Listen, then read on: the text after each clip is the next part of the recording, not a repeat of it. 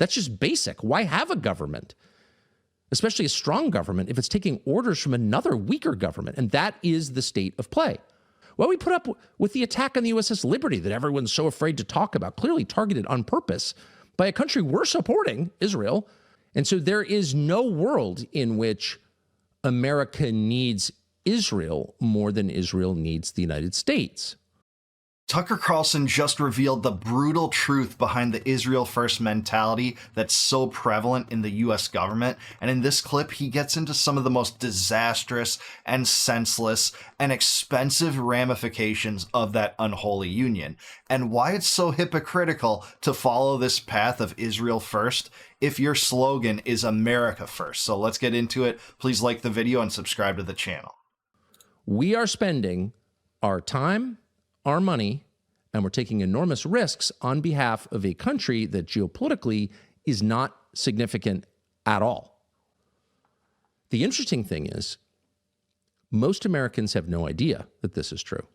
They don't know how disproportionate our attention to Israel and our spending on Israel is relative to the rest of the world. And if you want some sense of how disproportionate, India and China combined, neither of which is a strong ally at the moment, combined represent more than a third of the entire world's population. Both are rivals economically, both are rivals militarily, at least potentially. And our relationship with them has gotten worse, or is at the very least languished, because of our relationship with Israel, because of the bandwidth consumed by tending to it, and also because of some of the inevitable conflicts that have arisen because of our support for Israel, which is engaged in an extremely controversial, which is to say hated war in Gaza, which is not even really a war. It's a massive displacement of people and killing on a grand scale of unarmed people, of unarmed combatants. Yeah, it's ethnic cleansing, it's genocide, and later in this clip where he talks to Jeffrey Sachs, he agreed with Jeffrey Sachs, by the way, when Jeffrey Sachs said, you know, this is a genocide and the U.S. is complicit in it. Have to give him credit for that. Not many people on the right have those kind of guts. Marjorie Taylor Greene is one, and he's another in this episode. Civilians and women and children. And the world sees this, and the world rejects it, and the world hates it. And so Israel's really last remaining ally of size, other than the UK, is the United States. And so there's a huge cost to this. But again, most Americans have no perspective on just how disproportionate our commitment is, because they marinate in lies about this relationship, mostly from our political class, also from the media. But really, if you were to lay the blame on one group in the United States, it's our elected leaders who continuously lie to us about the nature of this relationship, its significance, and they do it generationally. They've been doing it for many decades. Here, and this is just one example, but the most fun to watch. This is Nikki Haley at the Republican presidential primary debate 2023, describing the United States' relationship with the state of Israel. Watch. Last thing we need to do is to tell Israel what to do. The only thing we should be doing is supporting them and eliminating Hamas. It is not that Israel needs America. America needs Israel. Just think about that. In what world is that true? Does anyone believe that? Does anyone, really take her at her word on that? That the United States needs Israel? What benefit does it give us? What dividend does it pay? None whatsoever. It sucks us into fruitless wars like the one in Iran recently, not to mention Libya and Syria and Iraq. I mean, not to say that there aren't people culpable in the U.S., the vile neocons that push that stuff too.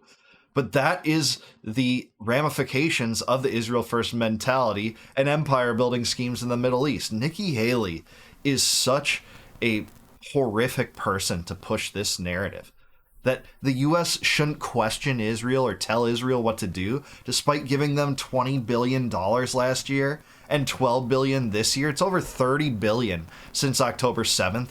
While people in America languish, while people have a hard time making ends meet, and you prioritize Israel over, say, natural disasters that happen in North Carolina, get away from me, you vile neocon, Haley. Just absurd.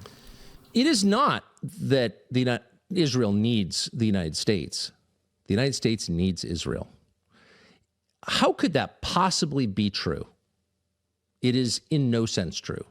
In fact, it's one of those lies that's not 3 degrees off the truth. It is a complete inversion of the truth. And the truth, which is obvious to anyone who looks at the numbers or is paying any attention at all, is that Israel could not survive without the United States. That's not an argument for pulling all aid to Israel. It's just an acknowledgement of the physical reality. Israel fights its wars with American backing, with the guarantee, the implied defense guarantee that we have provided for so many years, since at least 1973, 50 years. And its social services are made possible, which are quite generous, made possible by American subsidies. In other words, every dollar that goes to the Israeli military from the United States is a dollar that the nation of Israel can spend on its own people. This is such a good point, and it's rarely made. Israel pays for things like, healthcare for its citizens, but the U.S. subsidizes Israel's security so they can just move money to do things like that. And that's not an argument for government-run healthcare. I'm not a proponent of that, but there is a striking hypocrisy there, man. If you're going to give them money such that they can do that, it's so absurd in so many ways and just so backward. And Tucker is so right when he talks about the fact that this mentality, it's too expensive, it's not worth it, it gives us no benefit.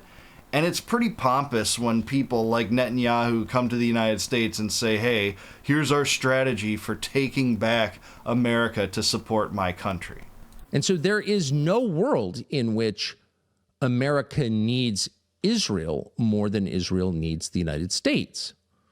And of course, Nikki Haley was never asked to explain how exactly that could be true. What are you talking about, Governor Haley? Not one person asked her that question. And no one asked her that question because anyone in whose mind that question appeared would have paused for fear of being attacked as an anti-Semite for asking a question about geopolitics. That has been the state of play in the United States for my entire life, over 50 years. Yeah, that's so true. They can never tell you a benefit that's derived from this relationship, an unholy, vile relationship as I see it. When Tucker interviewed Ted Cruz, he asked Ted Cruz that same thing, and Ted Cruz couldn't answer it, and then he moved on to a different line of reasoning. He completely evaded the question, and you see this time and time again. This happened between Candace Owens and Piers Morgan. Piers Morgan's actually, very critical of Israel, especially lately, but, he plays a devil's advocate, and he could not name a benefit that Israel, provides to the United States. The only point of disagreement with Tucker is I do think Israel could survive without the United States. It's the only nuclear power in the region, which, by the way, it stole those nukes from the United States in the early 60s. JFK tried to stop it. That is true. Look that up if you don't believe me. It's the Dimona Project. That's what it was called. And they have modern weaponry and advanced economy compared to many of their neighbors. They would be formidable in the region without U.S. support, but still the U.S. subsidizes it. And, maybe all the Arab nations would gang up against them and attack them, like a few of them did in 67 and 73, but at the same time, why are we subsidizing the security of other countries? I don't care if it's Israel, I don't care if it's Germany, Japan, Taiwan. There's way too many expenditures on foreign countries, and Israel's at the top of the list, deriving $300 billion in totality throughout its existence. The number one foreign aid recipient of the U.S. Politicians make nonsensical statements. Nobody wants to even ask a follow-up question for fear of being attacked. It is a state of perpetual intimidation. Everybody's afraid of Israel, afraid of the topic, afraid in some cases of the state itself. We have not had an honest conversation about this ever, certainly not in my lifetime.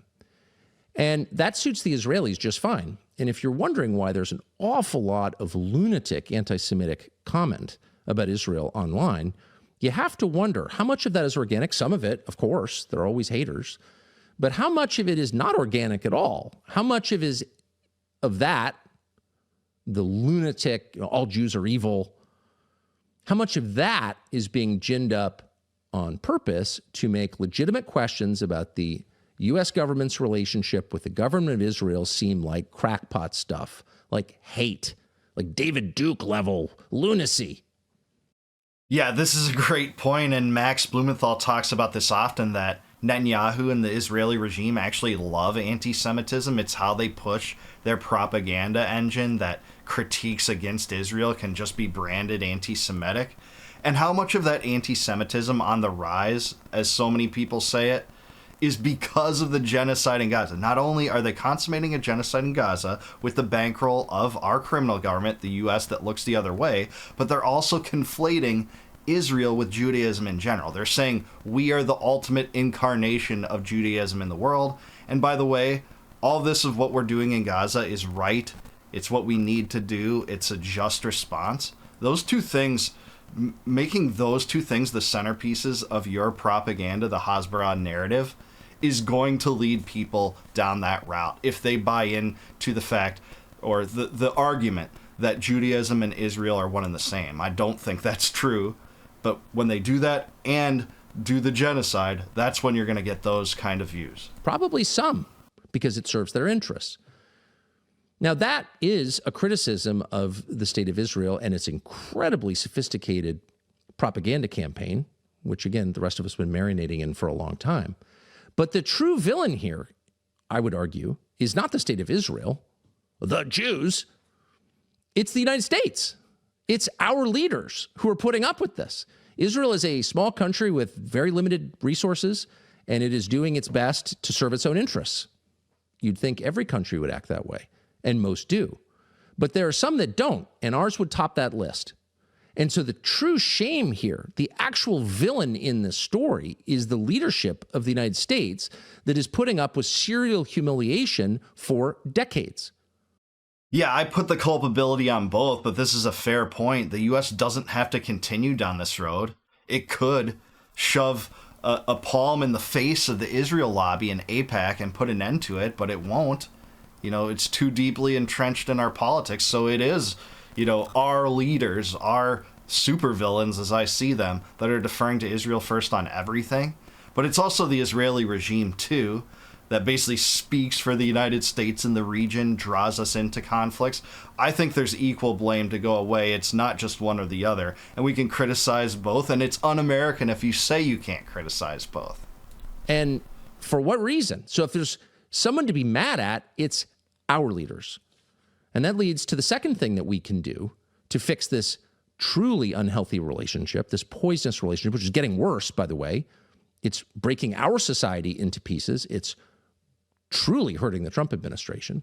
The second thing we can do after getting global perspective on what we're actually talking about here, a tiny country that is in the deepest sense insignificant to the United States, the second thing we can do is get some freaking self-respect and stop being ordered around by a client state. That's not good for us. It's not good for them. It's not good for anybody. It's like being screamed at by your children. No normal parent would allow that, because it's totally destructive. It's not good for you, and it's not good for the child. And that is exactly the relationship that we have with the state of Israel. In fact, not in theory, in fact, it is a huge country and a tiny country. The huge country supports the tiny country, and that's a pretty nice thing to do. Whether it's wise or not is a whole separate conversation, but if you're going to have that relationship, a parent to a child, you cannot be yelled at, humiliated, spied upon, bossed around by the child, by the person in the inherently subordinate position. You can't do that. And you can't be shamed into ignoring things that are quite clearly not the behavior of a subordinate ally to a big brother ally. For example, spying on the country that makes your economy and your defense possible, which the Israelis have been doing for generations. That's a fact. One of them very famously was caught, Jonathan Pollard, who's an American citizen, taking real secrets, like actual military secrets, and sending them to Israel, which promptly sent a bunch of them to the Soviet Union, which was our arch rival, our foe at the time. So many people don't know about this story. I'm so glad he's bringing it up. Jonathan Pollard, who spied on the U.S. as part of the deep state, was apprehended and charged and convicted of that, let go several years ago. Trump actually pardoned his handler, and Netanyahu tried to use as blackmail against Bill Clinton the fact that he had ascertained and obtained, I should say, tapes of Bill Clinton's conversations illicit with Monica Lewinsky. And he was going to say, hey, you need to free Jonathan Pollard or this is going to get out there. Thankfully, Clinton resisted that to some extent. But this is the Israeli mantra, and this doesn't even get into Epstein and what spying he was likely doing for Israeli intelligence. And we've talked about that in other videos and all the connections he had to Israel. But that is the truth, too. I'm glad Tucker's mentioning this. And that happened, and he went to prison, and then somehow he got out of prison and went to Israel, where he continues to denounce the United States. And anyone who says anything about it is attacked. Oh, you're an anti-Semite. It's nothing to do with anti-Semitism. That's insulting. Why would we ever put up with that? Why would we put up with the attack on the USS Liberty that everyone's so afraid to talk about, clearly targeted on purpose by a country we're supporting, Israel? And it's somehow shameful to say that? Why? Why is it shameful to say that? That's right. USS Liberty, never forget, 1967, and part of the Six-Day War, Israel attacked a U.S. vessel, the USS Liberty, killing 34 sailors and injuring, I think it was something like 194. This is almost never mentioned, and there are survivors of that have told their story. One of them told it on Candace Owens' show, one of the biggest shows she ever had, by the way. This is not the behavior that, a ally is willing to endure from another ally, that was a simple mistake, and we're going to spy on you, and we're going to lead you down the road to hell in all these endless wars in the Middle East. This is just pernicious and evil to its core. We need to end this alliance. It's not even an alliance. It's an Israeli parasitic coup. Who knows why it's shameful to say that, but it shouldn't be. And until we have some self-respect, not anger or hate, but just dignity, it will continue. In June, for example, during the 12-day war, such as it was with Iran, the U.S. and Israel versus Iran, bombing on all sides, during that short conflict, IDF officers in the Pentagon, foreign military officers in the Pentagon, and by the way, they're not the only foreign military officers in the Pentagon, to be clear. There are NATO officers, they're from other countries, British, but there are a bunch of Israeli Defense Force officers in the Pentagon that week. And during that week, ask anyone who works at the Pentagon, they enraged American Pentagon staff by just barging into meetings, giving orders, making demands, and nobody did anything about it. How can a foreign military officer barge into military headquarters, even if invited, but barge into a meeting and start demanding, we want this, we want that, you need to get on this? Huh? Yeah, exactly. But I have to say the tone is set at the top. So if I was talking to Tucker Carlson, I'd say, but what does Trump do to stop this? He doesn't. He allows John Ratcliffe, we know from Max Blumenthal's reporting on this issue, he allows the director of the CIA, John Ratcliffe, to facilitate the introduction of Mossad agents into those situation rooms where these issues were being discussed in the context of the recent Iran war, and trying to push Trump into not only launching the initial strikes, which he did, but also a regime change war using U.S. boots on the ground, because they know they can't do it with Israelis. They don't want to dedicate Israeli men, and you can't have a regime change without boots on the ground. That was what they were trying to do. Does Trump rebuke them for doing that? No. So I think, Tucker, this is right. I mean, that is insulting behavior, but the tone starts at the top, and Trump bears some culpability for this. The more you allow that kind of deeply unhealthy behavior, the more you're going to get. And that's exactly what has happened. Because of the weakness of our leaders, we have incited predators in a foreign country to take advantage of us. Oh, that's such an anti-Israel thing to say. It's not anti-Israel at all. It's a demand that the people whose job it is, whose sacred duty it is to defend and represent us, our leaders, both at the Pentagon and all throughout the U.S. government, that they do that, that they stand up and defend us against all potential threats, against all foreign countries to the extent they need to, and that they do not prostrate themselves before a foreign nation. That's just basic. Why have a government, especially a strong government, if it's taking orders from another weaker government? And that is the state of play. And it has been for a very long time. Amen. That is the state of play, and it's, a horrible phenomenon for us that pay attention to these things, that actually want to retain sovereignty in the American government and not to just defer every decision of consequence to Israel. And it goes far beyond foreign policy. And Tucker hit on some of the best points of this and how insulting this is, that we have this client state that seems to run our state that we subsidize. There's no parallel in modern history about this kind of relationship to other countries. You just can't find annals of history that have anything remarkably similar to this in any respect. And John Mearsheimer, who wrote the best book on the Israel lobby, it's called The Israel Lobby with Stephen Walt, he put this in the book, that there's nothing about this relationship that can be compared to any historical one.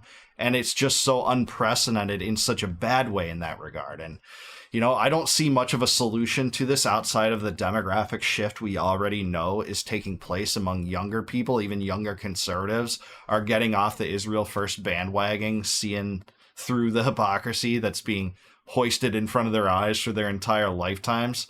Older people, there are critics of Israel that are older people, but the demographics are much more favorable to Israel on the older side, especially older conservatives, people that have spent, you know, the last 20 years watching Fox News. Many of them don't question the Israel First narrative at all. And the striking hypocrisy of this is just so ridiculous, where you're going to make the cornerstone of your political platform America First. That's going to be the credo that people repeat over and over at campaign rallies. And then you're going to choose Israel first in every regard, no matter what. It's also Ukraine first. I hate to say that happens too, but it seems like the priorities of the ruling class are warped, and they have been warped a long time. But if you're going to make the centerpiece of your campaign, your political movement, Trump, America first, and then just disregard that, discard it to the streets, you know, the second you get into office the second time, because you already did it in the first term. We know about the Abraham Accords and tearing up the JCPOA, pardoning Pollard's handler, moving the U.S. Embassy to Jerusalem. All those things, you know, showed your adherence to Israel first. You're going to just do it again. After talking about America first again, you're just going to do it again. That's what we've seen. I think Tucker's right on the nail here. This is an insulting relationship. We should never be afraid to say it is so. And we should encourage others that are on the fence about this to speak out. Because people are not just being cowed by this mentality that it's automatically anti-Semitic to criticize Israel anymore. Not whatsoever. And you're seeing this play out even amongst popular American politicians like Marjorie Taylor Greene, who rightly calls what Israel's doing in Gaza a genocide, and says, hey, I'm sick of this mentality where we prioritize Israel over our country. The solution is to get the troops out, stop the empire building schemes, and do what Ron Paul and Dennis Kucinich always said, stay out of the affairs of the Middle East. But I do want to hear from you. Let me know down below, is Tucker Carlson right about this? Is this alliance between the U.S. and Israel an unholy union that the U.S. needs to disregard? I should say discard completely. Let me know in the comments down below. Please like the video, subscribe to the channel, also subscribe to Tucker Carlson. If you like this video too, consider becoming a YouTube member if you click the join button below. You can help support the channel, which I'd really appreciate. That would mean the world to me. And in return for that, I'll give you access to all of my videos before they go live to the general public. Those are the members only videos right now. And until I see you guys next time, no more war, no more debt, no more inflation, and no more empire. Peace out, guys. Catch you in the next one.